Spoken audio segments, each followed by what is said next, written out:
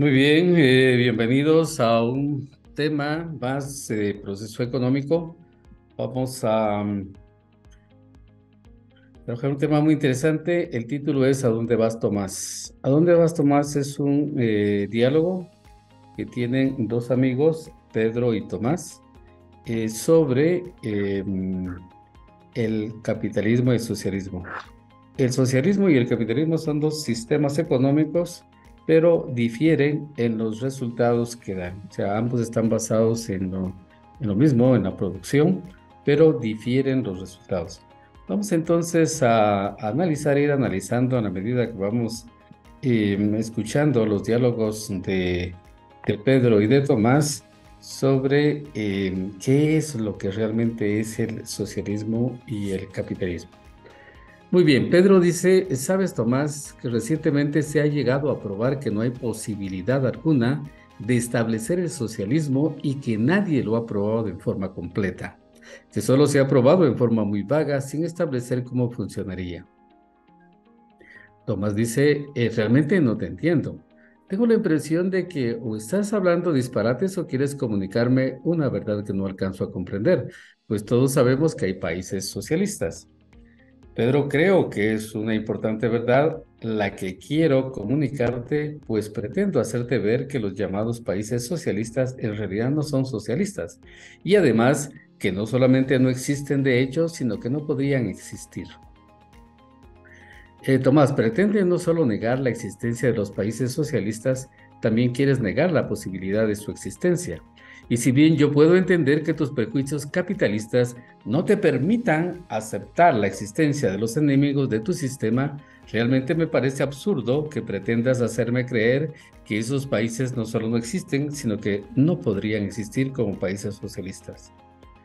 Pedro, hay quienes sostienen que en realidad no pueden existir sin el capitalismo, es decir, que su maquinaria tiene una pieza prestada, por decirlo así, del capitalismo. ¿Cuál es el sistema de precios? Que son parásitos, que no hay posibilidad de un socialismo autónomo y que nadie, ni siquiera en teoría, te podría explicar cómo funciona el socialismo.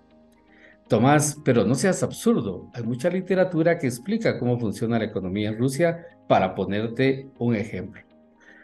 Muy bien, acá entonces ya se enfrascaron Pedro y Tomás en una discusión que normalmente cuando se hablan de estos temas y de cualquier otro también, a veces se entra en ser muy em, dogmático, se entra en tratar de ideologizar algo que es práctico. Hemos dicho al inicio que socialismo y capitalismo son dos sistemas económicos. Por lo tanto, estos sistemas económicos deben ser evaluados, deben ser comprobados en la realidad en relación a los resultados que estos sistemas generan. No desde el punto de vista de la idea, de la ideología que pretende imponer unas ideas sobre otras. Tanto los dos sistemas, tanto socialista como capitalista, son producto del mismo hombre, son un producto que el mismo hombre ha ido desarrollando. Entonces, aquí ya Pedro está apuntando a algo básico del sistema socialista y fue lo que Mises y Hayek también determinaron en su momento en los libros que ellos publicaron y en los cuales indicaban que el socialismo no era factible. No era factible desde el punto de vista no ideológico, no estamos hablando de la ideología, que digamos que en ideas puede parecer algo pues muy sofisticado, muy adecuado para para las personas y tal vez sea ese el enganche que genera en las mentes de muchas personas, pero en la realidad, en la práctica, hay que analizar por qué no puede funcionar, por qué falló. En el tiempo en que Mises escribió su libro sobre socialismo, era precisamente cuando estaba en gran auge el socialismo en muchos países. Tal vez se recordarán ahí la URSS, la Unión de Repúblicas Socialistas, que tenía como, si no estoy mal, unos 16 países alineados y habían varios países que estaban en ese sentido. Sin embargo, también sabemos que ya dejaron de existir. pero la idea persiste y sigue ahí eh, pues rondando en las mentes, en los corazones de algunas personas que creen y pues obviamente tienen todo el derecho de hacerlo, cualquiera tiene ese derecho, pero hay que analizarlo desde el punto de vista práctico. Aquí ya está señalando Pedro que el socialismo, y al socialismo le hace falta una pieza para funcionar bien. Es como si comparáramos al socialismo y el capitalismo como con dos vehículos. Uno que funciona, pues no vamos a decir súper bien, sino bien en términos generales, y el otro, pues si le hace falta algo, si no tiene una pieza en un motor o algo, pues no va a funcionar. Entonces ahí estamos hablando de cuestiones técnicas, no de cuestiones ideológicas. Y es lo que dice aquí Tomás, ¿verdad? Que es absurdo porque han existido, pues hay literatura y hay explicaciones de cómo funciona la economía de Rusia en aquel entonces. Ahora ha dejado de ser, socialista. Pero dice, claro, se pueden explicar cómo funciona la economía de Rusia, pero no pueden decir cómo podrían subsistir si el socialismo fuera lo único que existiera. Es decir, si no existiera mercado libre en mayor o menor grado afuera de Rusia. Si se puede explicar cómo funciona una economía con mercado libre, pero no se puede explicar cómo operaría una economía socialista. Tomás, pero el mercado libre produce tantas injusticias. Pero bajo el socialismo tampoco hay garantía de justicia. Allí también habrá que contar con buena voluntad y leyes adecuadas para que unos hombres no se aprovechen de otros. Tomás, ¿qué entiendes tú por socialismo? Esta es la pregunta básica aquí. ¿Qué se entiende por socialismo? ¿Qué responde Tomás? Tomás dice, pues para ser breve y generalizar, te diré que incluyo bajo el título de socialismo. Y él dice, es todo aquel sistema donde el Estado es el dueño de los medios de producción o donde dirige la economía como si fuera el dueño. Es decir, donde el Estado dispone que se produce cuánto de cada cosa y dónde. Por lo tanto, el intercambio no es libre. Por ejemplo, el nazismo. Tomás, pero el nazismo es derecha. Bueno, quedémonos aquí entonces un momento en lo que entiende Pedro por socialismo. Aquí se está hablando de un sistema donde los medios de producción, si se recuerdan en la gallinita roja vimos los tres factores de producción, los que son tierra, trabajo y capital. Es decir, que tanto la tierra, quien en un país socialista, ¿quién es el dueño? Pues el Estado. El trabajo, pues en teoría todos tendríamos que ser dueños de nuestro propio trabajo, pero sin embargo en un país socialista el dueño, o sea, de ese recurso, que ahí se toma como recurso, pues pasa a ser el Estado, porque él es el que decide quién va a trabajar, dónde se va a trabajar, pues no todos tienen que trabajar, pero en qué se va a trabajar, ya no hay elección, y el resultado y el fruto de ese trabajo ya no le corresponde al trabajador. Si se recuerdan, en la gallinita roja, pues cuando le quitaron toda su producción a la gallinita roja, pues se quitó el estímulo de producir.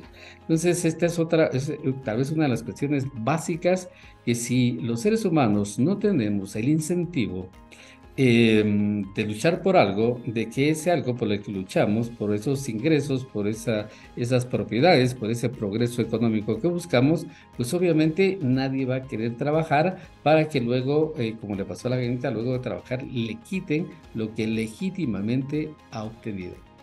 Y el tercero, que es el capital, pues obviamente el capital se forma con los otros dos factores.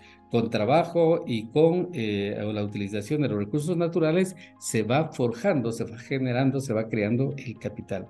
Y todo eso entonces pasa a formar parte del Estado. Y entonces aquí sería, bueno, pero ¿y cuál es el problema? Pues no, el problema es no solo son los incentivos, sino el problema es que se pierde eficiencia a la hora de producir. ¿Por qué? Porque si una persona, si nosotros en una familia, por ejemplo, mamá, por ejemplo, a la hora de cocinar, no sabe exactamente, o de repente sí intuye, pero no sabe exactamente qué es lo que necesita cada uno de los miembros de la familia, mucho menos lo va a saber un gobernante o un grupo de gobernantes que quieran saber qué es lo que necesita cada ser humano, qué capacidades tiene, qué potencialidades, qué necesidades, qué sueños, no lo pueden saber. únicamente lo hacen al revés, hacen lo que pretenden entonces es emparejar a todos, poniéndoles, ellos definiendo y diciendo qué es lo que cada quien debe necesitar. Y ahí es donde viene el problema, y viene el problema entonces de una falta de producción, de una falta de eficiencia en la producción, hay disminución de la producción, y es por eso que en los países socialistas, si ustedes los analizan, si ustedes investigan, pues no hay riqueza, hay pobreza. Entonces, ahí se logra la igualdad, pero se logra la igualdad en la pobreza, todos pobres, ¿verdad? Entonces, no es algo muy, algo que nos pudiera decir a todos, pues es algo que es funcional, es un sistema funcional, no lo es. Bueno, Pedro, sigamos con la narrativa. Dice Pedro, derecha no quiere decir nada porque cada quien la entiende como más le convenga. En cambio, socialismo sí se define bien. Lo contrario al socialismo es el liberalismo. Nazismo, por cierto, quiere decir nacionalsocialismo. Tomás, bueno, Pedro, ya no discutiré semántica. Dime mejor, si no crees ridículo que haya quien niegue el socialismo hoy día, ¿crees tú que habría guerra en Vietnam si no fuera porque hay gente seria, unos a favor y otros en contra del socialismo? No digo que los países socialistas tengan grandes problemas con su planificación y que ellos lo admitan, pero una cosa es que no hayan perfeccionado el sistema y otro que simplemente sea imposible. Que sea difícil lo acepto, pero no creo que sea imposible. Es cuestión de avance científico y tú sabes que eso toma tiempo. Todo evoluciona y estoy seguro que con el avance de la ciencia todo lo irán resolviendo cada vez mejor. El progreso no se puede parar. Entonces, pues obviamente aquí está hablando de la guerra de Vietnam. Aquí en Guatemala pues también tuvimos una guerra de 36 años, de la cual que obtuvimos pues nada, fueron luchas ideológicas donde lo único que se ganó fueron muchos muertos, masacres, etcétera. Es decir, tratar de imponer las ideas a la fuerza, por la violencia, no es lo más conveniente. Las ideas deben de analizarse, deben de combatirse precisamente con ideas, no imponerlas a la fuerza. Pedro dice, todo lo que sucede no es progreso, simplemente porque sucede. El hombre es falible. Cuando acierta, progresa, cuando no, regresa. Y además, la realidad es que el hombre solo puede lograr escoger entre alternativas factibles. Admito que según algunos, lo que otros escogen no es factible. Tomás, pues hay tu respuesta. Si unos creen que el socialismo no es factible, no quiere decir que no sea factible para otros. Pedro, tal vez, Tomás, pero ¿estás de acuerdo en que el que sí cree que algún sistema es factible debería tener alguna idea de en qué consiste ese sistema? ¿O crees que es lógico que alguien diga yo estoy de acuerdo en hacer algo que no sé qué es? Tomás, ¿crees tú posible que el socialismo llegue a ser una influencia en el mundo contemporáneo si no se hubiera dicho cómo funciona? Pedro, aunque suene increíble, así lo es. Ya sé que pensarás que es imposible, simplemente dan por sentado que ha de haber algún modo que haga funcionar el socialismo, porque si no, no podría ser la fuerza mundial que es. Entonces, ni se preocupan ni les interesa saber si ello es o no cierto. Por eso todavía existe el socialismo. Tomás, todo se reduce entonces a la pregunta, ¿por qué no es posible el socialismo? Pedro, exactamente a eso se reduce. Y la respuesta es, para que exista civilización debe ser factible la división del trabajo. Esta es la parte importante y también la vimos en Robinson Crusoe. El progreso, el desarrollo, la evolución de la civilización se debe gracias a la división del trabajo. Es decir, algo que el hombre se dio cuenta de manera intuitiva, y todos nos podemos dar cuenta, pues si nos observamos, que obviamente tenemos alguna o algunas habilidades para hacer algo, alguna capacidad, pero no las tenemos todas. Y cuando el hombre se da cuenta entonces que necesita de lo que otros producen, cuando el zapatero necesita, pues necesita tortillas, necesita pan, necesita carne, que él no sabe o no puede o no tiene el tiempo para producirla, necesita que estas otras personas que tienen esas habilidades las produzcan y luego se dé el intercambio. Y eso es lo que enriquece al ser humano, ¿sí? La riqueza que se logra es uno de los medios y uno de los más efectivos es el intercambio.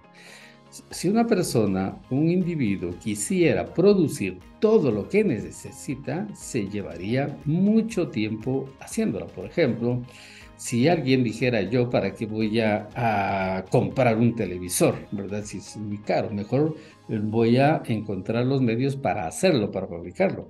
¿Lo puede hacer? Sí, por supuesto que sí, si se lo propone, pero le llevaría muchos años hacer un televisor. Y todos esos años tendría un costo de oportunidad altísimo, en el sentido de que dejaría de hacer otras cosas para construirse su televisor y posiblemente, y tal vez en el posible, ese televisor no va a tener la misma calidad de los que están ya bien estudiados, donde se han corregido errores de fabricación, etcétera, etcétera, etcétera. Entonces, la división del trabajo es lo que hace que todos tengamos al alcance de la mano muchas más cosas que las que podríamos hacer por nuestra propia cuenta. Podríamos decir que tal vez un 95% tenemos de lo que no hacemos ni producimos, y eso es gracias a la división del trabajo. Cuando entonces estos elementos que hacen que funcione un sistema económico se van debilitando o se evitan o se quitan, pues, lógicamente el sistema no funciona. Regresemos entonces a Pedro. Dice Pedro, exactamente a eso se reduce. Y la respuesta es que para que exista civilización debe ser factible la división del trabajo. Y ella solo es posible si cada cosa tiene un precio que la relacione con todas las demás cosas y servicios.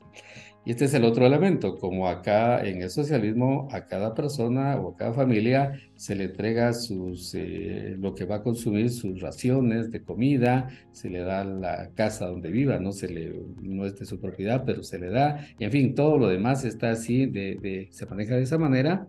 Entonces, pues obviamente no se generan precios, y si no hay precios, no hay una forma de intercambio, no se pueden relacionar unas cosas con otras. ¿Se recuerdan también en la parte de Robinson Crusoe, cómo se empezó a darla evolutivamente el intercambio, cómo surgió el dinero? Y el dinero es uno de los que surgió precisamente por la división del trabajo, por la necesidad de intercambio, por la necesidad de tener un elemento común en el cual puedan hacerse las comparaciones de los precios, ¿sí? Porque en el trueque, intercambio de una cosa por otra, es dificilísimo, ¿verdad? Eso no es factible hacerlo, y por eso es que surgió la forma de intercambio indirecto, que fue el dinero. Dice, ahora bien, como bajo el socialismo los medios de producción no son privados, ni el intercambio es libre, no pueden tener una manera objetiva de valorizaciones, y como consecuencia no tienen una estructura de precios. Y este es el problema de lo que decía anteriormente Pedro, no hay una estructura de precios. ¿Y qué es una estructura de precios? Pues es un listado de precios, son los precios que vemos en todos lados. Va uno, por ejemplo, a un supermercado y encuentra una estructura de precios, es decir, una cantidad de productos con su precio. Si va usted a un restaurante, encuentra también una estructura de precios, que es el menú, y ahí están todas las comidas que ofrecen con su precio. ¿Y eso para qué le sirve? Por ejemplo, si usted va a un restaurante, ¿para qué le sirve esa estructura de precios? Le sirve para hacer cálculo económico. Usted lleva una cantidad X de dinero en el bolsillo y necesita entonces ver el menú y hacer sus cuentas mentalmente. Si va a invitar a alguien o si usted va a comer solo, pues tiene que hacer sus cuentas mentales si le alcanza la cantidad de efectivo que tiene. Eso es a nivel individual. A nivel de una empresa le sirve el saber el precio de todas las materias primas, el costo de los salarios, el costo del capital, porque de esa manera puede entonces buscar la eficiencia y lograr producir los productos al menor costo posible para poder vender esos productos a los consumidores y tener entonces la opción de ganarle o de quitarle clientes a su competencia, o para mantenerse en el mercado. Si no tiene ese elemento, no tiene ese cálculo, pues no sé, todo lo demás sea significante. Si usted solo tiene que producir y ahí tiene a la mano toda la materia prima, no tiene que preocuparse por pagar a trabajadores, ni el capital, ni la maquinaria, nada de eso. Entonces, obviamente que eso degenera en una ineficiencia, en una mala producción, en una mala asignación de los recursos. Y por lo tanto, lo que se genera es pobreza.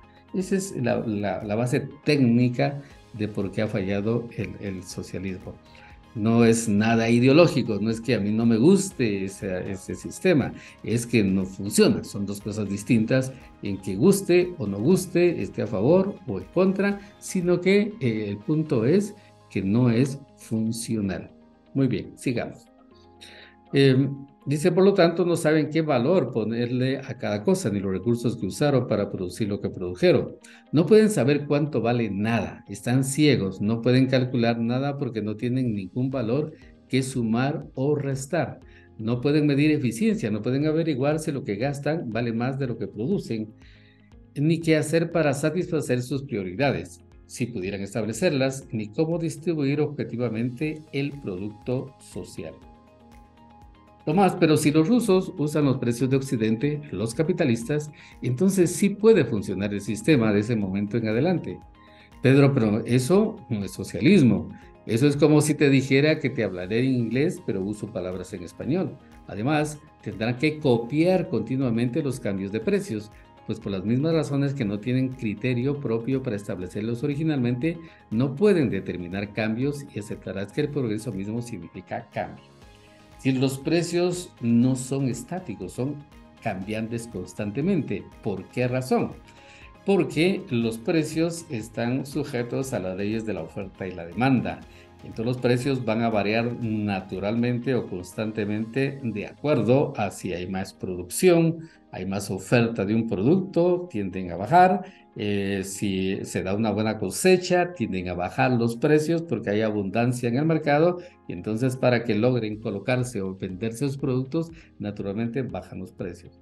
También puede ser al revés, que los precios suban porque al contrario se dio una mala cosecha, porque falló la producción, o también desde el lado de los consumidores.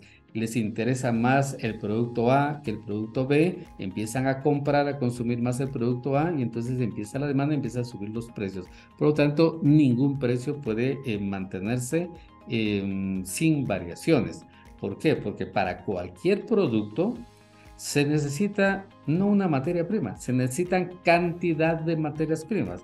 Por ejemplo, si se va a producir pan, se necesita harina, se necesita azúcar, se necesita levadura, se necesitan cantidad de materias primas, de ingredientes, que cada una de esas tiene su propio proceso productivo. Si la harina, los que sembraron la harina para el pan tuvieron una mala cosecha o una abundante cosecha, o hubo, qué sé yo, cualquier problema de clima en la producción o motivado, por ejemplo, en el caso de los trabajadores que, no sé, se enfermaron, hubo una huelga, etcétera, etcétera, disminuyó la producción, todo eso va a afectar toda esa cadena de producción desde que se siembra el maíz hasta que se hace el pan. Hay una gran cadena ahí. Entonces, todos esos elementos, ese es el trabajo del empresario, del que administra, administrar o organizar adecuadamente o calcular adecuadamente esas materias que influyen o que se necesitan para producir algo.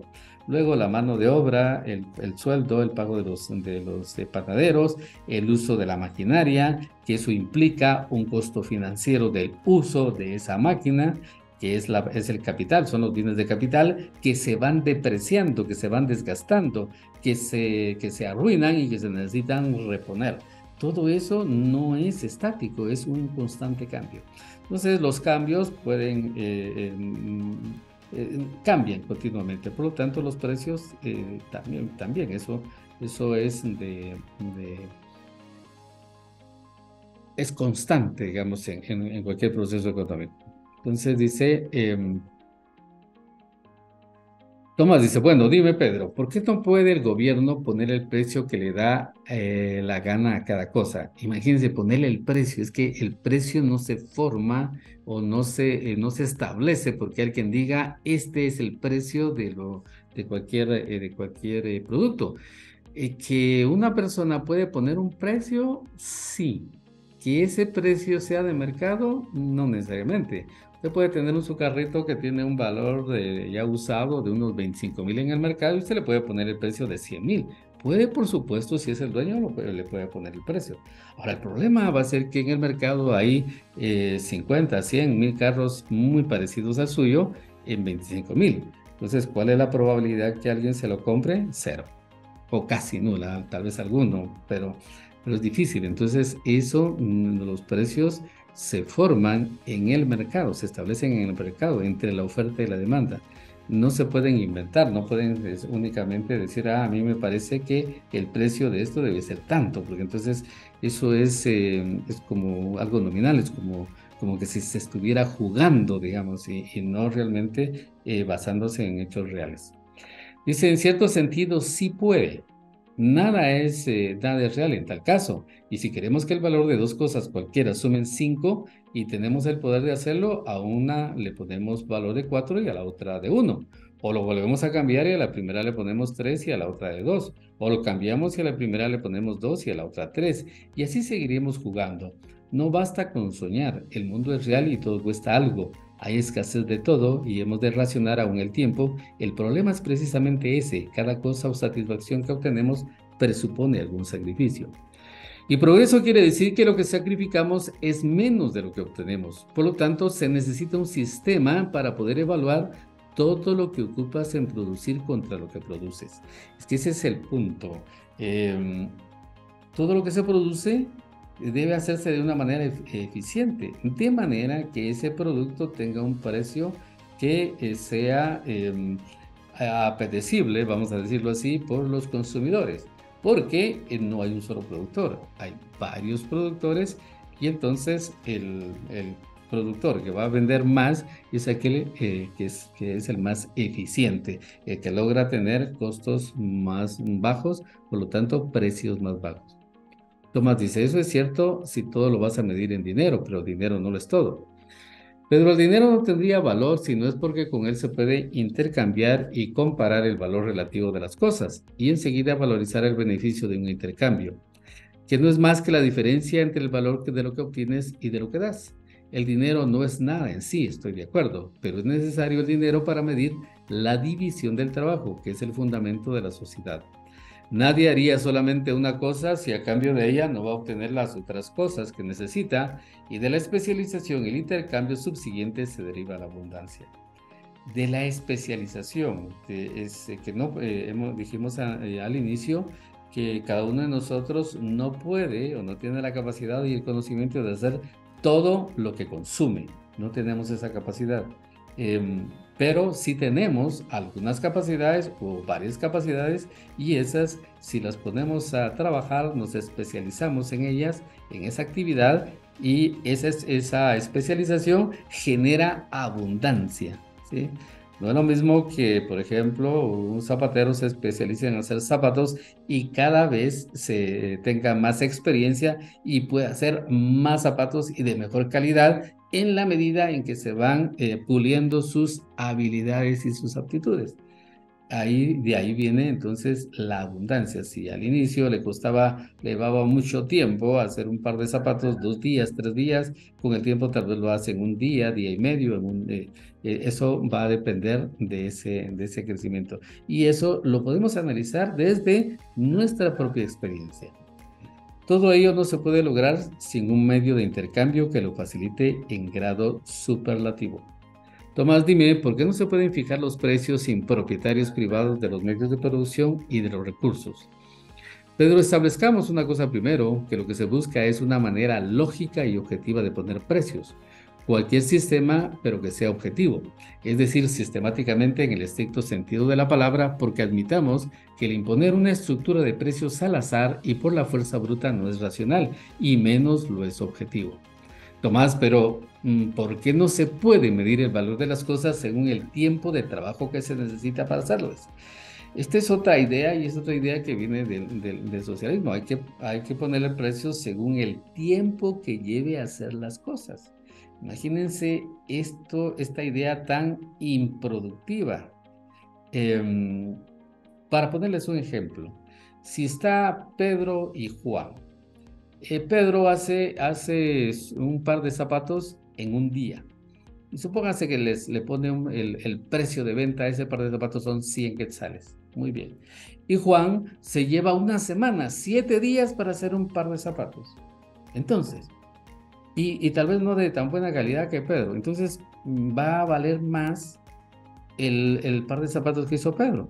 Si a Pedro entonces sí, ¿y qué haría usted como consumidor? Comprarle a Juan, o perdón, a Pedro el par de zapatos que lo está vendiendo en 100 o a Juan que está vendiendo el par de zapatos en 700. ¿Por qué? Porque si seguimos esta misma lógica de lo que dice aquí, entonces tendríamos que pagarle más a Juan, porque él le llevó más tiempo hacer ese par de zapatos. Entonces, de esa manera, entonces encareceríamos todo y sería todo ineficiente. Y entonces, imagínense, todos podríamos adoptar esta actitud. Yo entonces en mi trabajo, ¿para qué voy a hacer más cosas? Me paso, y creo que también esa es la idea que algunos tienen, me paso todo el día con una pequeña cosa y ya, ¿para qué voy a hacer más? Eso entonces es un incentivo negativo para que no exista realmente eficiencia en lo que se hace. Esta es una de las ideas que vienen del socialismo y que creo que en algunos se ha permeado bastante. Dice, porque tu cosecha tiene para ti un valor que no aumenta si tuviste que emplear más trabajo para lograrla. O porque si inventas una máquina mejor que la que tienes, pero más sencilla y por lo tanto involucra menos de tu trabajo fabricarla, no por eso la aprecias menos que la vieja. Si el criterio fuera que el valor es según el trabajo, objetivamente hablando, tienes que valorar más la máquina vieja que la nueva. Lo que hemos explicado aquí con lo del zapatero. Todo valor depende de la satisfacción. Todo valor, o sea, la teoría subjetiva del valor la que desarrolló Karl Menger, todo valor depende de la satisfacción espiritual o material que la persona obtenga de cualquier acto o cosa. El valor se le asigna a las cosas subjetivamente. Cada quien según lo que necesita, según lo que ya tiene y según las alternativas que se le presentan. Tomás, ya lo ves, los valores tienen que ser subjetivos de cualquier manera, pero valor sí, pero precio no. Es decir, la valorización, lo que cada uno de nosotros valora más. Por ejemplo, alguien puede tener un gran valor por sus padres o por sus seres queridos, por ejemplo. Ese es valor, pero que valore mucho a sus seres queridos no significa que ellos tengan un precio. Porque el precio sí se forma en el mercado, en el intercambio entre la oferta y la demanda se genera entonces los precios. Entonces cuando se intercambian bienes, se dan dos circunstancias. Se da un precio y se da una valorización. El que compra y está dispuesto a pagar determinado precio por el bien que está comprando es porque está valorando más el bien que el precio, que el dinero que está dando a cambio. Y el que está vendiendo está valorando más el dinero que va a recibir a cambio de lo que está dando. Podríamos decir un ejemplo, si usted está, no sé, tiene un dolor fuertísimo y necesita una medicina y con eso se le va a quitar el dolor por alguna enfermedad. Pues obviamente, ¿qué está usted valorando más? Está valorando más eliminar esa insatisfacción, eliminar ese dolor. Y si la medicina cuesta un quetzal, 10, 20 o 100 o 1000 quetzales, pues el valor que le está dando, usted está valorando esa medicina por el efecto, por la satisfacción, por el dolor que le va a quitar. Y obviamente que le puede parecer barato o caro el precio, pero está en algún momento dice no importa. Lo que yo quiero es que se me quite el dolor. Y entonces pago. En ese momento entonces está valorando más digamos en este caso, la medicina que se está comprando. Y la persona o la farmacia o el médico que le está recetando o que está vendiendo la medicina está valorando, para él no tiene ese dolor, entonces para él no le interesa, sino que lo que le interesa es lo que va a recibir, el dinero que va a recibir a cambio. Entonces ahí es donde se dan los intercambios. Por supuesto que si ese precio fuera excesivo, eh, pues lógicamente llevaría a la persona que está padeciendo de esa enfermedad o ese dolor a buscar otra alternativa. Pues si no lo puede pagar, se irá a buscar otra alternativa o alguna otra solución o alguna otra medicina que pudiera darle algún efecto similar, ¿no? Pero si no, pues se daría el intercambio. Entonces, esto a veces no se evidencia, no se comprende. Entonces dice valor sí, pero precio no. Te pondré un ejemplo que quizá tú estarías dispuesto a comprar una película hasta por 10 quetzales, pero su precio en la tienda es de 5, o quizá tal vez para ti solo vale 2, en cuyo caso no la comprarás. He ahí la diferencia entre valor y precio. El valor se lo das tú, el precio se forma como resultado de la voluntad e influencia de dos o más personas. Porque pues el precio se puede establecer o lo establece el que vende, el que produce, de acuerdo a su proceso, a lo que haya, a los costos que hayan tenido para producir cierto producto.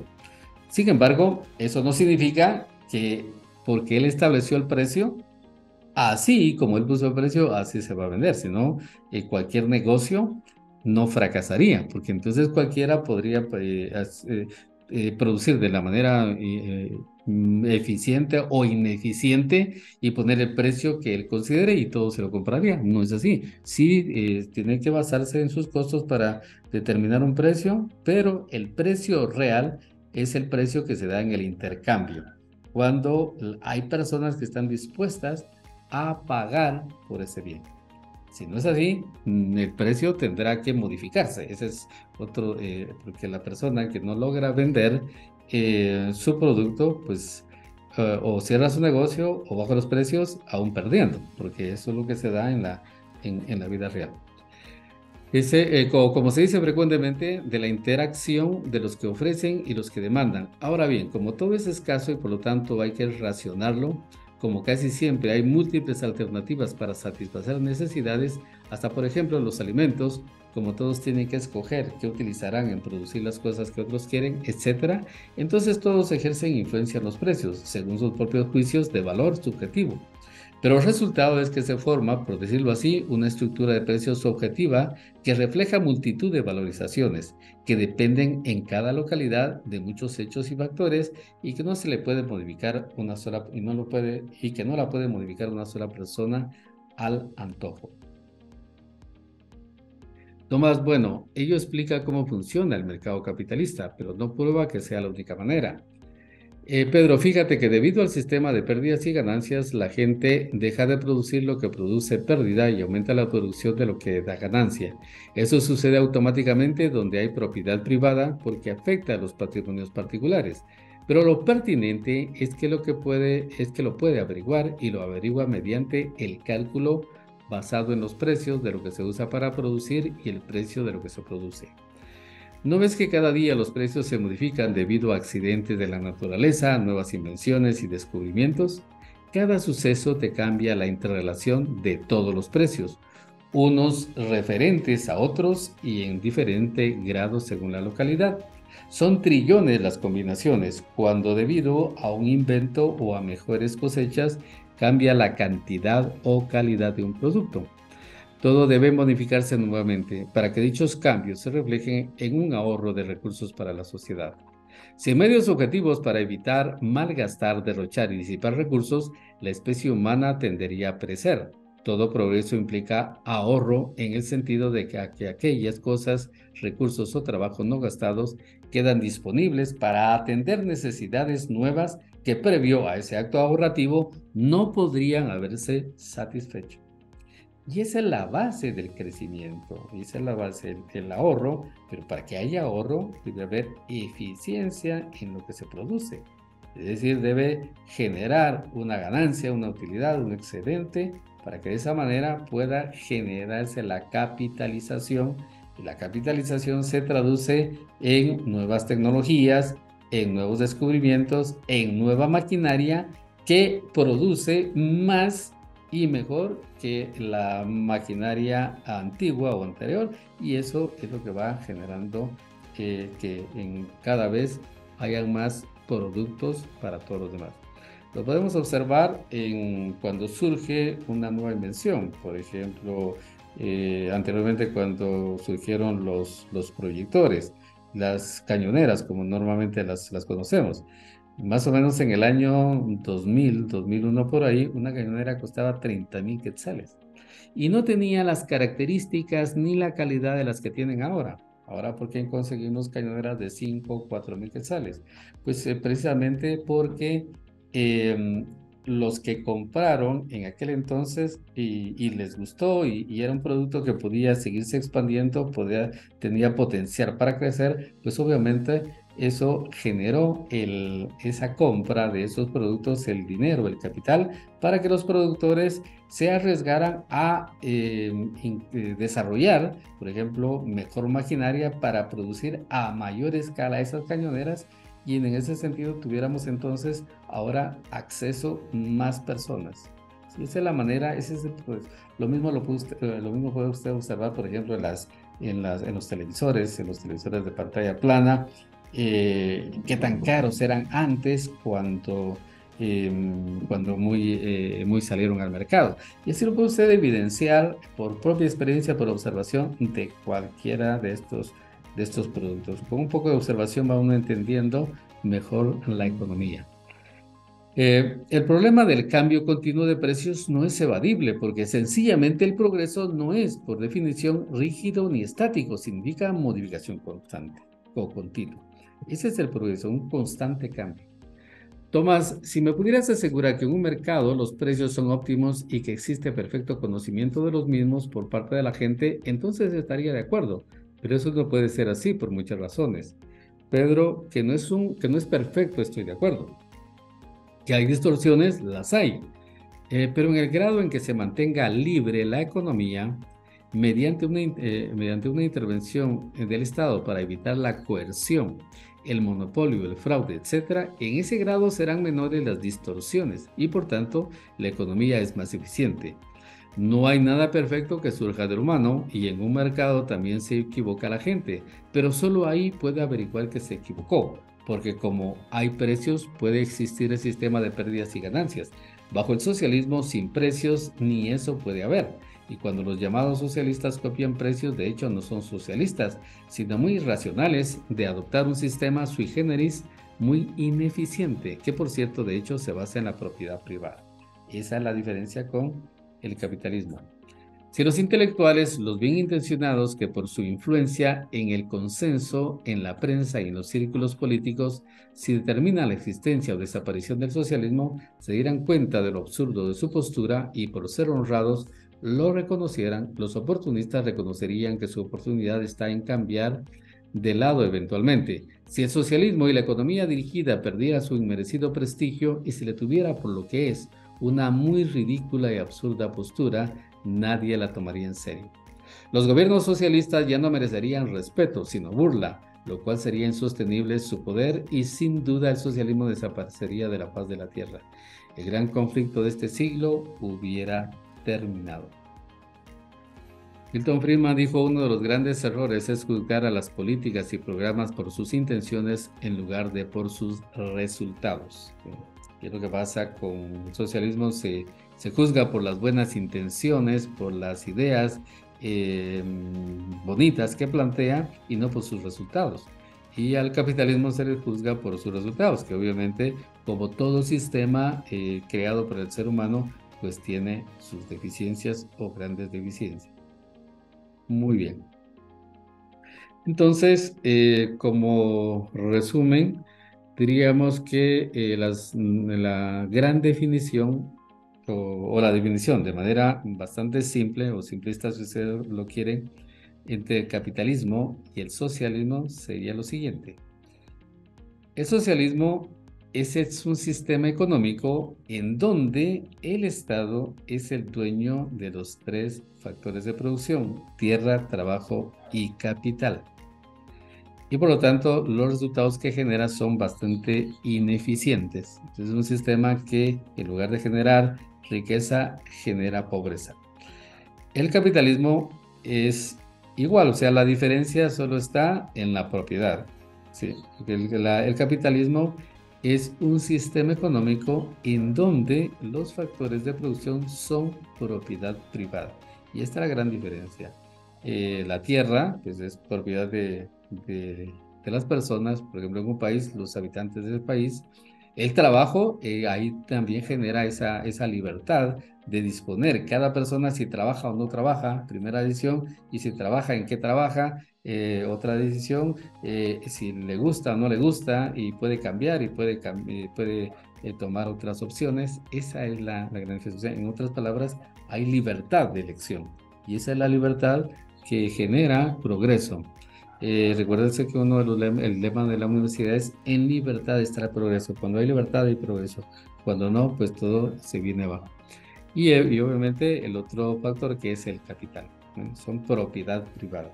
Esa es la gran diferencia de los dos sistemas, ya la diferencia conceptual, que en la realidad genera resultados totalmente diferentes. Muy bien, hasta acá el tema de ¿a dónde vas, Tomás? Estaremos saludándonos en una próxima lectura.